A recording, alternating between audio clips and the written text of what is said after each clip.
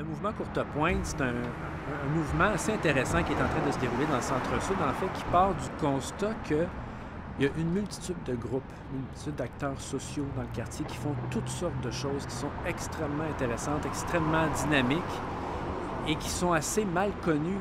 Alors même nous, entre les groupes, on connaît assez mal ce que les autres font.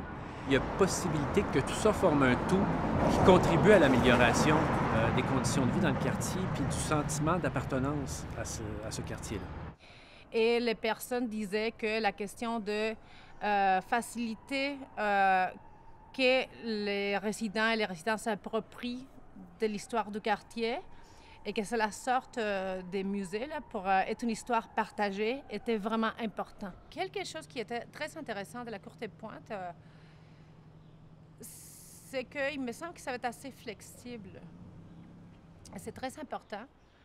Et parce que quelque part, comme je t'ai dit, c'est pas de créer de nouvelles choses, c'est plus de créer une cohérence entre les choses qu'on fait déjà et d'aller plus loin par rapport à notre façon de faire ces choses-là.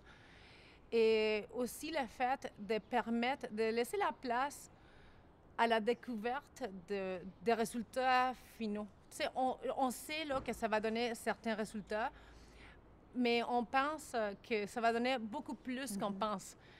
Et moi, là, vraiment, il y a quelque chose à l'intérieur qui me dit, là, ma petite voix me dit, il va y avoir d'autres choses qui vont comme se déployer par rapport à ça, et on n'est pas capable de les libeller.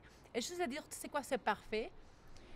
Jetez-vous dans l'eau, puis ensuite, on va voir ce que ça donne. C'est parfait aussi. Ça permet l'innovation, mais une innovation qui est cohérente avec des actions qui se passent déjà dans le terrain, donc qui est respectueuse de cela. Donc, c'est très important. Et c'est pour ça que c'est faisable, à quelque part. Et qu'on est content de le faire.